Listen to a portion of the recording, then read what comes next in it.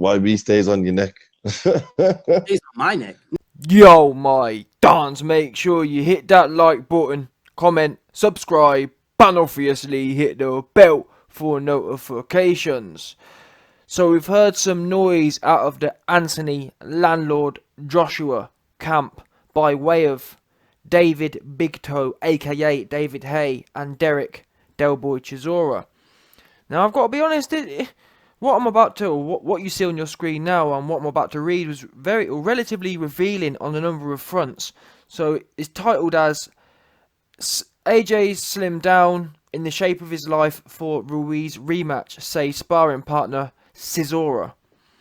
And it goes on to this is the actual quote now. So David Big Toe's obviously been speaking to Derek Chisora and he's passed on the following message. Derek said AJ was in great shape. AJ seemed very fit and focused on his boxing. Plus, Derek says he was very impressed by what AJ was bringing. He heard all the right noises from the camp. AJ had multiple sparring partners, but Derek felt he was in fantastic shape. He slimmed down, so AJ slimmed down a bit and looks like he's ready now. If his aim is for a long-range match this time, he needed to trim off the unnecessary weight, but still have the muscles to get through 12 rounds. But he's put in the hard training he needs. So that's that done now from Mr. Big Toe.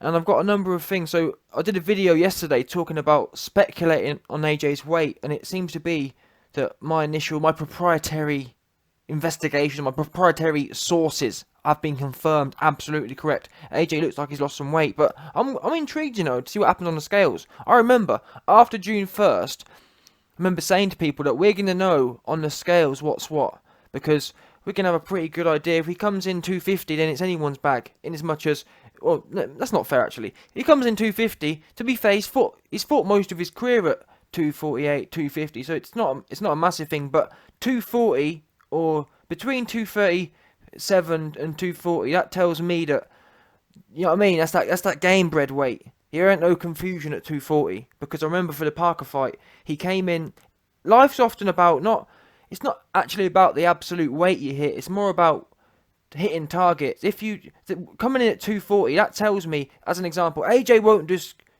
turn up at 240. Does that make sense? If he comes in at 240 or 238, that tells me that he had a target in mind and he's more or less hit it. Yeah? As an example, throughout AJ's career, he's been like 248, 252.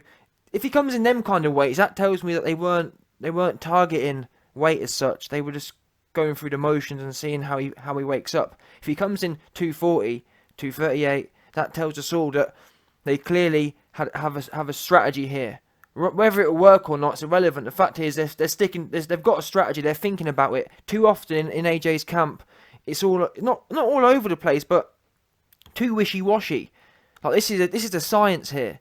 You shouldn't be if your optimal weight's 240. What are you doing up at 255? I never could understand that. Oh, he's got 2 nutritionists and 2 dietitians, and you're coming in all 1 minute is 240. Like as an example, the Parker fight, he was 240. 239 or something like 240, and then 6 months later for Takam, he was career heavy as 256. Like, what's going on here? And by the way, that Takam fight, he was meant to be fighting Pulev, so it's very odd. Like, this is a science we're talking about. We're talking AJ's a Bugatti. They're treating the Bugatti like a Fiesta. But anyway, let's see how it works out on December 7th. It's not even if it does come in 250. All that implies to me is that they weren't focusing on weight so much. And to be honest with you, coming in 240, that's not a weight focus. You've had 6 months to drop 8 pounds in 6 months. Really isn't a focus. It's a tiny bit of discipline. Over 6 months to drop 8 pounds, you don't even have to think about it. It's like dropping 10 grains of rice every day, essentially, for 6 months. You probably lose that. Do you know what I'm saying? But anyway, that will give you lot something, or based on my opinion, that will give you lot to think about, or all of us to think about come weight day. However, David Hayes obviously confirmed that he looks like he's slimmed down, but you know what? All this slimming down, Ruiz slimming down, and I did say this yesterday, but it's all over the. Like I keep saying, man. Bottom line, we're gonna see when it comes to the scales. Let's see. Oh, he's lost weight. Oh, he's done this. He's done that. It's too much wishy-washiness. Unless David Hay comes in and says, you know what? I peered over his shoulder and I saw him at 242 or whatever. Then we don't really know. But let's see. All this stuff, it just adds to the excitement. As in, we got the fight, which is exciting, but on the 6th, when we got the weigh-in, we've got a bit of excitement there as well. But anyway, let's now move on to the more pressing matters. So we see Mr. Big Toe say here that he's slimmed down quite a bit and looks like he's ready. If his aim is for a long-range match this time, he needed to trim off the unnecessary weight.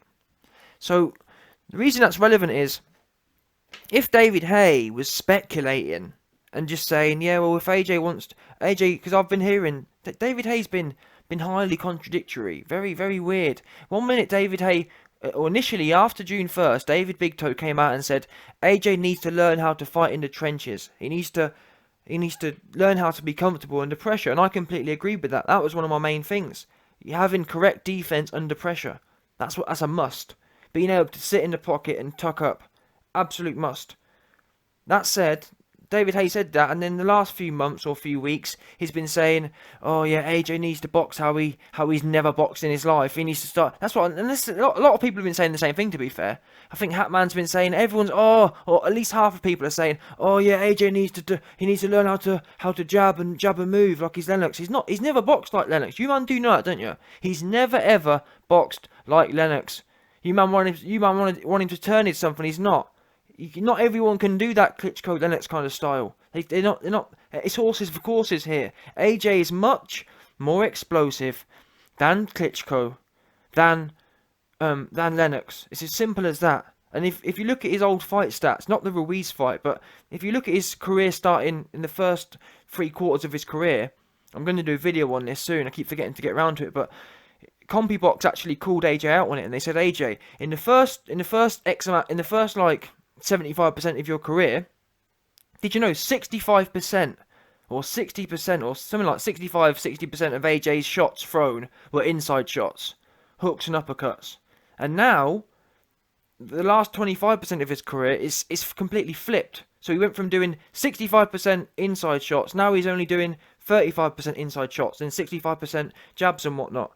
Now that there, it's all, and actually, funnily enough, if we look at AJ's career, in as much as the fights have got, or people would argue the fights have also got closer, and of course there are a lot of variables where you can't say, oh well, it's because he's not.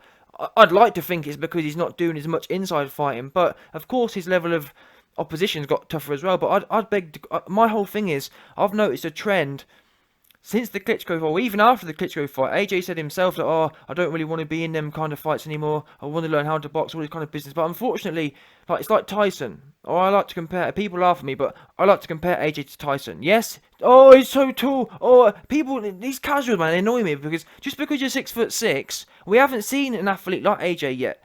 A guy who's 6'6" but explosive. That's what people don't understand. Being tall and lanky, Fury, no power, isn't the same as being 6'6" of tree trunk legs, and AJ's in my opinion more built than Tyson. Does that make sense? Just because he's tall, he's not. Look, Klitschko's very tall and lean. Fury's tall and skinny and useless. AJ's tall, but he's carrying. Is all that AJ's frame does is extrapolate Mike Tyson up from 5'8" to 6'6". That's all he's done. So don't just because he's taller, don't mean that, oh well, he needs to learn how to piddle around and run backwards. No, unfortunately that's not the case. And that's absolutely not the case. And my perfect example of this is the Klitschko fight. Watch the first few rounds.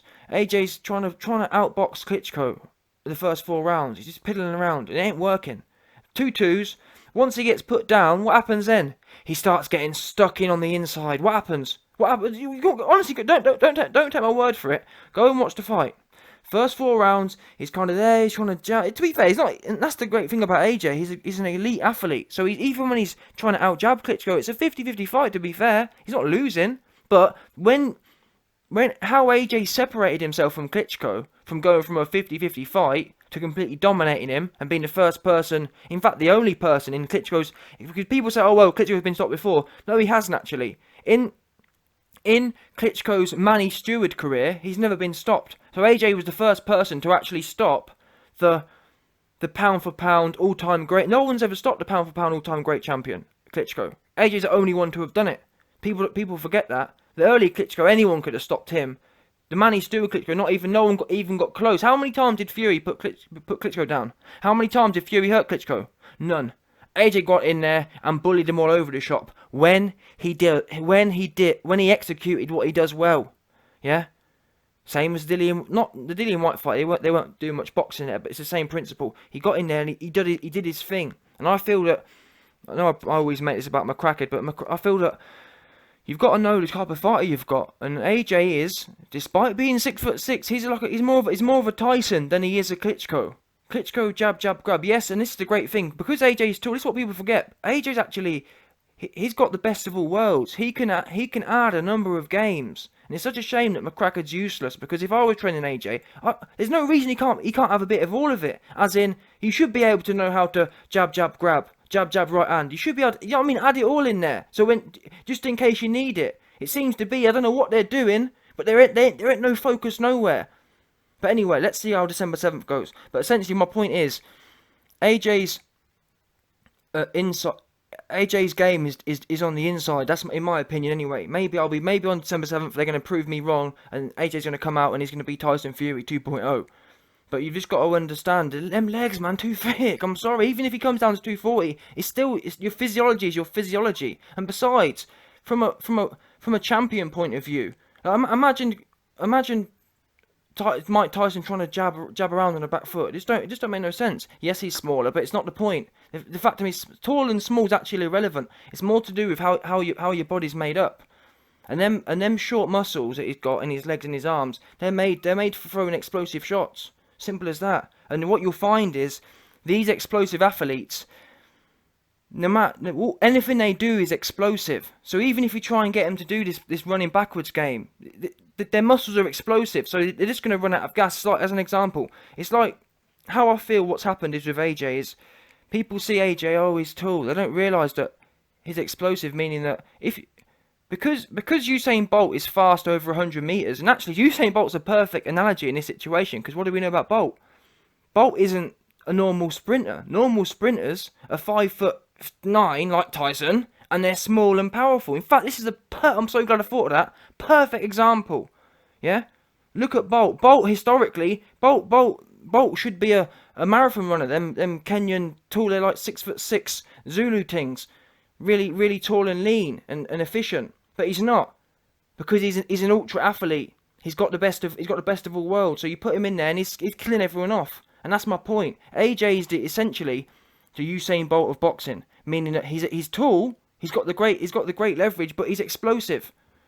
And the reason I bring it up is to say that you put Bolt in a 1500 meter race. Tell me how he gets on. He gets slayed because even though you can sit there and say, oh well, he's tall. YB is tall, so he should be able to do a great 1500. No, it's not to do with size. It's to do with your muscle density and the different twitches you've got.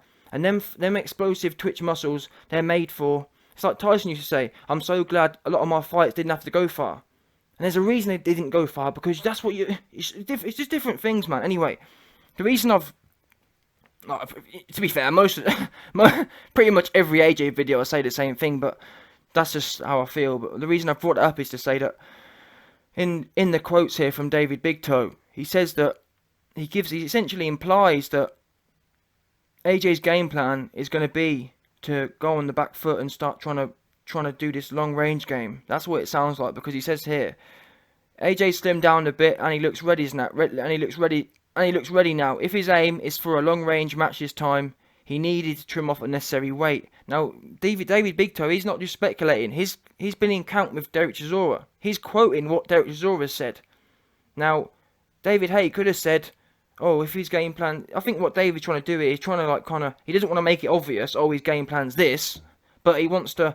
Does that make sense? Because he's putting a clear bias, or... Chisora's been in the camp. Yeah? David Hayes talking about what Chisora's told him. And what came out of David Hayes' mouth was that, oh, AJ, if he's trying to do this, which means it's like, in my opinion, that's what Chisora would have seen in the ring. Because Chisora wouldn't come out of training with AJ and talk to David Hayes and then not tell him something that's been going on. It seems to imply, or at least maybe I'm wrong, but David Hayes' words imply to me that Chisora has experienced AJ doing the long range game. Now that said, a long range game is not, it's not one dimensional here. I'm not there are, as an example, AJ versus Parker. That isn't traditional long range in that sense, because like I told people before, go and watch the fight. Go and actually watch the fight. AJ don't fight like Tyson Fury. Tyson Fury to me is what I call long range back foot, just boring ass running around the place, not doing nothing. That for me is never going to work for AJ. But that Parker stuff, there's how I actually envision AJ.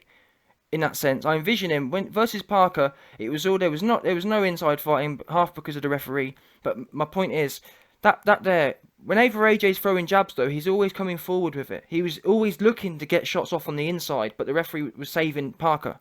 That's what was happening. Every time AJ got into range, he'd step in with a jab or step in with a 1-2, and then they'd be broken up.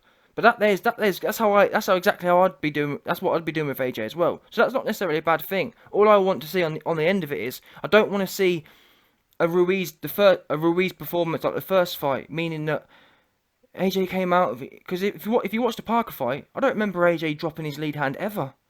That Parker fight, he came out high guard and the jab was pumping, and then he put a right hand on the end every now and then the referee broke it up in the middle. I bring it up to say that. Compare it to the Ruiz fight, he comes out with a low lead hand, and that lead hand stuff started happening in the Povetkin fight. I don't know where it's come from, but that needs to go. No good. Absolutely no good. Oh, YB, he needs to loosen. People, these weird ass casuals got a weird ass idea. Oh, well, if he dropping your lead hand loosens you up. What? Dropping your lead hand when you don't know what you're doing gets you clapped in the head with all kinds of shots. There's nothing funky or cool about it. I'm sorry. It irritates me, man. There's a weird, like, people have a weird fetish about people dropping their hands. Look at Broner. The only person, maybe there's other people, but the only person I know of throughout history who's actually pulled off a shoulder roll has been Floyd. I'm sorry. Everyone else can't do it. We see Broner try and he gets clapped upside his head and he's now shell shocked. He now don't like to. Now all he does is sit there and he can't even throw any shots because he's so scared of being hit again because he's been beat up by Maidana. Maidana popped his cherry. He's completely shell shocked. Yeah.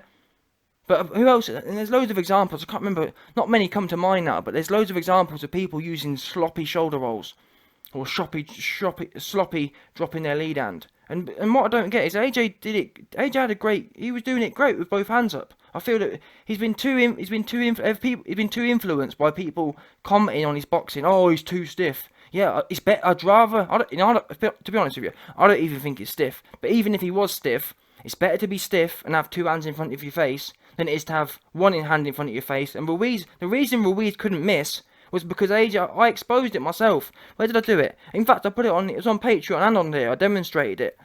The reason he was getting hit with all the shots because he had his hand down by his waist. And he was just messy, man. Anyway, listen. End of the day, as I keep saying every video now, but we're not long to go, 3 to 3.5 weeks, and we're going to see what's popping. But this implies to me that the long range game, and it's not, like I said, it's not a bad thing as long as he's coming forward with it. He's got to be prepared to match Ruiz in the center of the ring. That first fight, what you'll notice is that AJ, there was no intent, and there was no real focus. It was kind of just, and he was the one going backwards all the time. He was just backing up, constantly backing up. Very odd. I've never seen him fight like that before, even in the Povetkin fight. But then again, we can kind of extrapolate it, as fights have gone on since the Klitschko fight. It has become more and more defensive. Now I don't know, as I've been mentioning throughout these last few weeks, I'm not sure whether it's the champion's curse part of that kicking in or what. But either way, you're not a champion now, and AJ needs to come in here and fight like he's broke, essentially. He's got to fight like this is the only chance he's going to get of getting paid. That's how he's going to have to fight. Yeah, drop a bit of KSI in there. That's what, and actually, KSI is a great example because he's rich anyway. But he actually got in there. Yeah, he's sloppy, but he got in there and by all intents and purposes, he should have been knocked out by Logan. All jokes aside, but that just goes to show how Logan was the bigger man and what he got shook. He got shook by the pure. Sometimes when you come out and you're just, because as an example, I've got to do a video soon, but Ruiz has made some muggy comments again, talking about how AJ's just gonna come out and box a bit. I don't think he's gonna dare and stand with me. All this business. If AJ comes out and he's got the devil in his eyes, that's gonna turn Ruiz into Logan Paul #2. He's gonna get shook, or maybe he won't get shook, but at least then it's gonna be mano a mano. It's not gonna be you getting hunted down. It's much better to know where you're at by standing at the centre of the ring. The minute you start backing up, it gets even more overwhelming. Anyway, let me know what you man think.